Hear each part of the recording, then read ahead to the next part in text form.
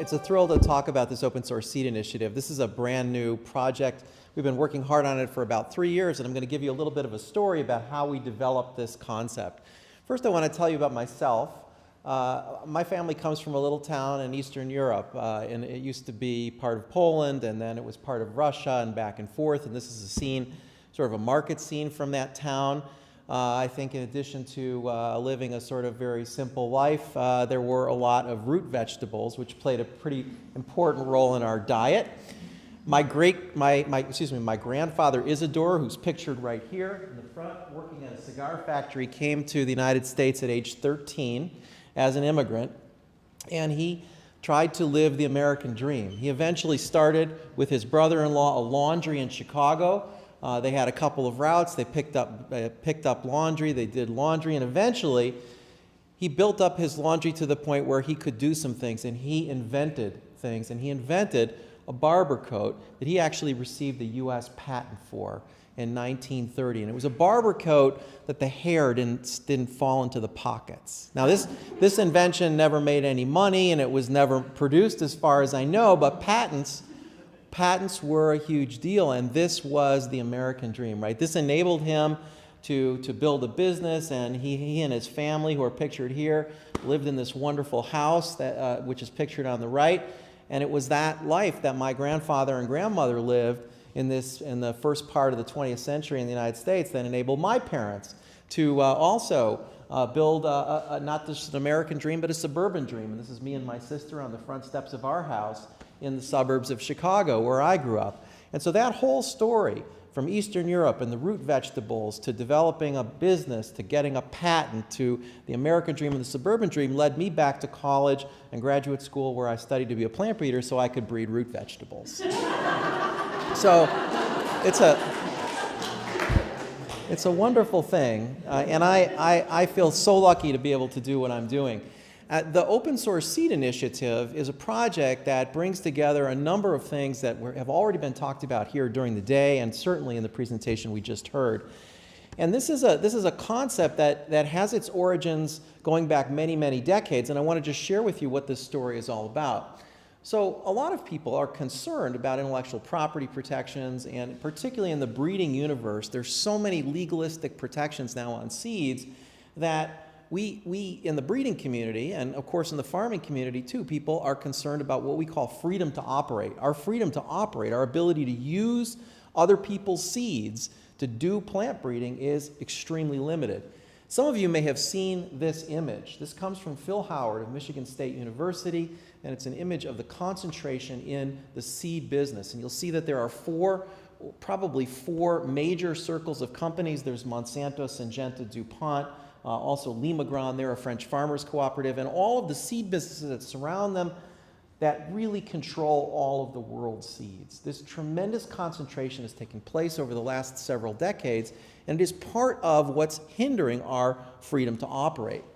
So the idea of sharing seeds really was the sort of fundamental way we plant breeders improved our crops. I mean, we got somebody else's seeds, we crossed them with our own, we selected the best, but that has largely been hindered by intellectual property rights in all sorts of different ways.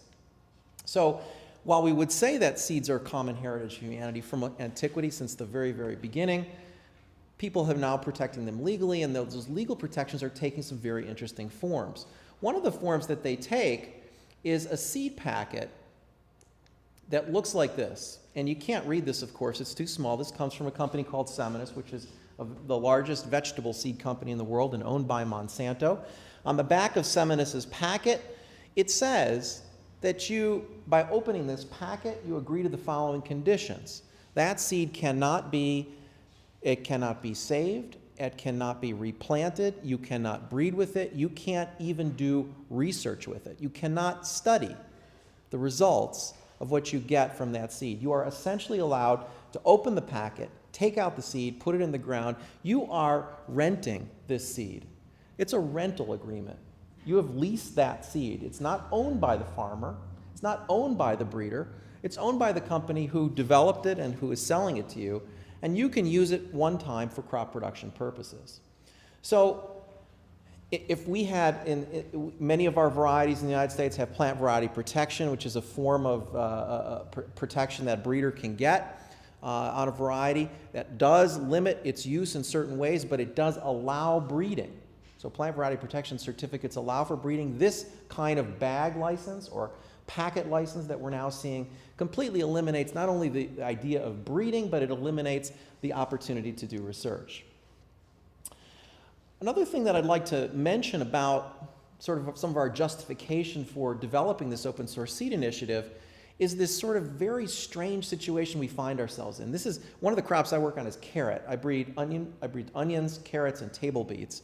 And this is the trajectory of carrot with that red line representing sort of the history of carrots. They started in Afghanistan, and of course Queen Anne's lace is wild carrot. They moved into Turkey and then into Europe by the Middle Ages. Of course, they were very, very important in Holland, where the orange carrot was likely developed in perhaps the 16th century. They moved to North America with settlers, and I work on them now in Wisconsin. My little participation in this history of carrot is that little tiny yellow dot there, where I've been doing this for 22 years. It's hard for me to think about owning carrots, any carrot for that matter. It's hard for me to think about how I would exert my ownership, given that most of my breeding work is dependent upon a foundation that stretches back hundreds and thousands of years around the world. So these are some of the things that we breeders began to talk about. How should we think about this issue? I often look at what my breeding colleagues are doing, and I have seen even in the last year alone, 20 new patents, US patents for carrot varieties. Now these are not utility patents necessarily, meaning they're patenting a process. These are patents for varieties, and here's one for carrots having increased lycopene content. This is a patent for a red carrot. Red carrots have existed in China and Japan and other parts of Asia for millennia. They're used in a ceremonial way in many parts of Asia, and they are also now patented in the United States. I have no idea what that means. I also have no idea what it means for me as a breeder that varieties that or not varieties, but breeding lines that I'm developing in my program. I have red carrots in my breeding program. I'm not even sure if I can release them now or can do anything with them, given the fact that they are now patented. So we started meeting.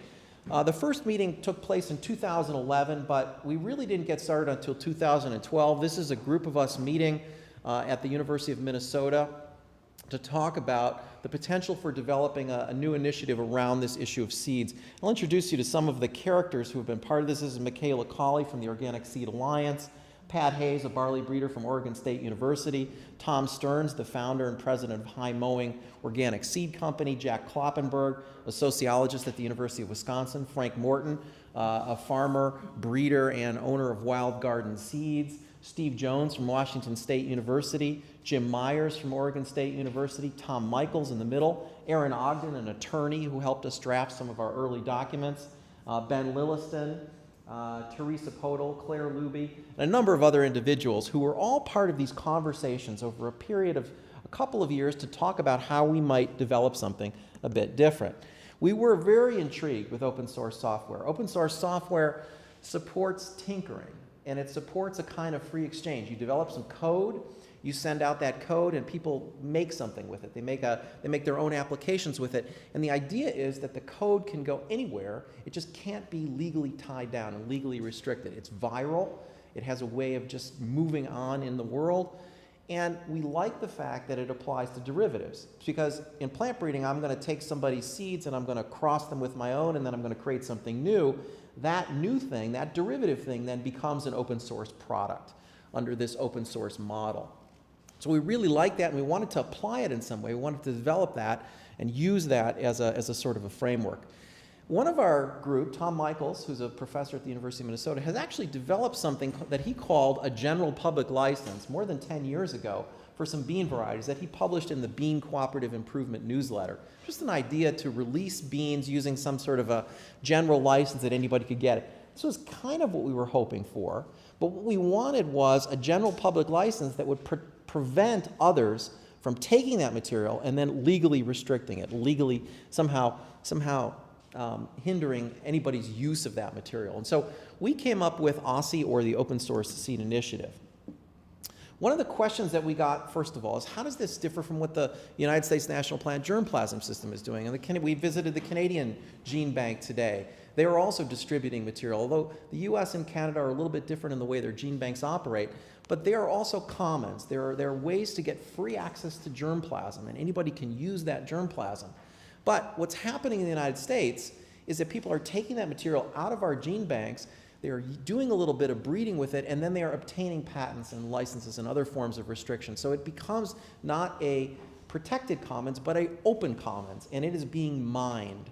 So we sought to create what we call the protected commons. Free access, but protection against restrictive use of the derivatives of the materials.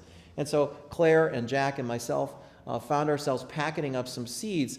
In the middle of April this year, we began a launch of the first open source seeds. And we, on April 17th, which was timed to be in the same day of Via Campesina's Day of Action on Seeds, a global day of action on seeds, our action was to launch 37 varieties of 14 different crops through this open source seed initiative. And so we really wanted them to remain in the public domain, but we wanted them to remain in such a way that people would not be able to patent them.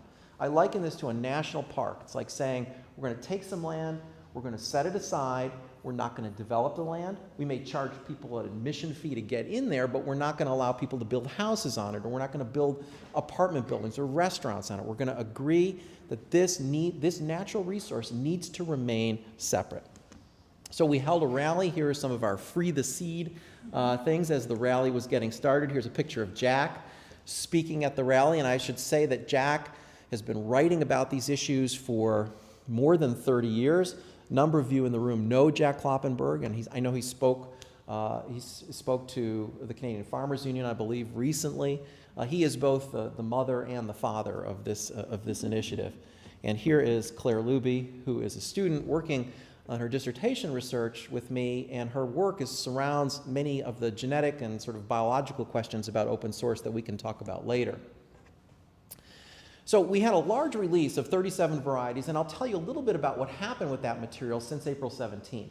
But before I do, I want to tell you that I work at a public institution in the United States, and my institution, like many of the institutions around the world, got interested in germplasm about 20 years ago and said, hey, wait a minute, why is it that you breeders are developing these new varieties and you're just giving them away?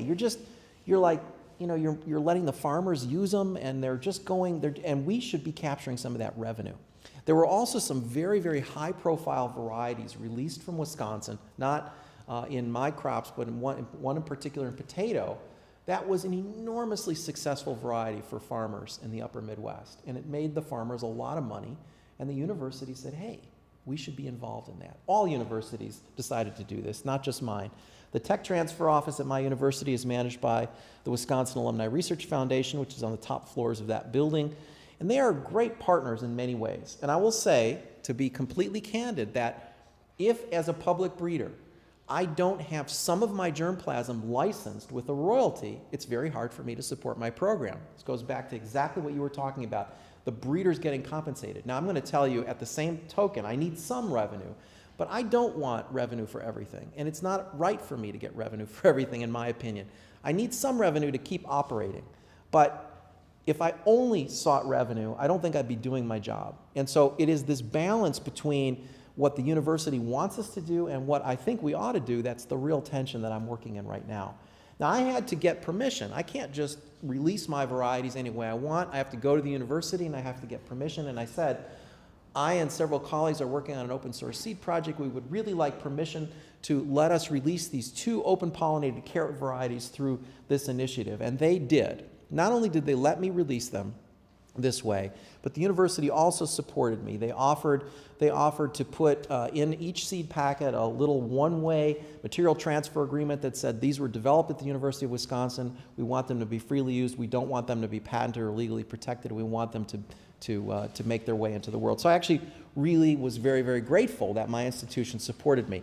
Are they going to support me again? Are they going to let me do this again? I don't know, and that's the question. Hopefully they will. But we had breeders at all of these places who were involved in releasing varieties. except for the Institute for Ag and Trade Policy, which were people who helped guide us, but High Mowing Organic Seeds, Wild Garden Seeds, University of Minnesota, Washington State, Oregon State, and my university. And we each approached our institutions and had some of these conversations. Wisconsin so far has been the most open, followed by Cornell University. Since our launch on April 17th, Cornell University has also come forward allowing the release of a wheat variety through the Open Source Seed Initiative. But each university now is having this conversation with its breeders and whether they will allow some of the germplasm to go through this separate pipeline. Now, as I said, we had some lawyers. We asked the lawyers to start with, can you draft us a license that we can use to release these seeds that will protect it from anybody going to patent or tying this material up? And so the lawyers did that. And they drafted a beautiful, dense, 8-page, single-space document that was ironclad. And I know that if we went to court and there was litigation, it would have protected us. It was beautiful. The problem is, the lawyers explained that every seed transfer must be accompanied by that license. People who are receiving the seed need to get that license. Now, you know how you do with open source or any software is you click, agree, agree, agree. And I'm sure you all read those very, very carefully as you're clicking through them. There is no way. I'm sending my seeds all around the world, and there is no way I can imagine anybody photocopying, transferring, stapling that license beyond the first transfer. So although these licenses were in some ways wonderful, they were not really spiritually compatible with our initiative, let's just say. We also had in our group a number of people who wanted royalties as part of these open source licenses. We have since abandoned entirely the notion of royalties, but it's the same issue. I don't know why this is advancing automatically here, but this slide talks about a Type 2 and a Type 3 license that we also created. So the Type 1 license was free, open, completely. Type 2 and Type 3 offered various forms of royalties for people on the open source track. I think that is still a possibility, and it may address the concern about breeders getting some compensation to run their breeding programs. It's a subject we can talk about later. We abandoned this as well, partly because it was not compatible with the notion of what we really felt had to be open seed and free seed. Jack has written extensively now about this tension in our group over the past several years, about creating these legalistic licenses and creating these royalty-bearing licenses, and he quotes the poet, Audre Lorde, who said, "The master's tools will never dismantle the master's house. They may allow us to temporarily beat him at his own game, but they will never enable us to bring about genuine change." Using the tools of law, using the licenses, using these dense legal frameworks may in some ways help us, but Jack argues, and I think he's probably right, that these tools really aren't going to get us where we want to go. So we abandoned those legalistic things in favor of what we call the pledge. And this is the Aussie Pledge. It's printed on every seed packet. I have just gotten done sending out over 6,000 of these seed packets, which were on a huge mound on my dining room table for several weeks.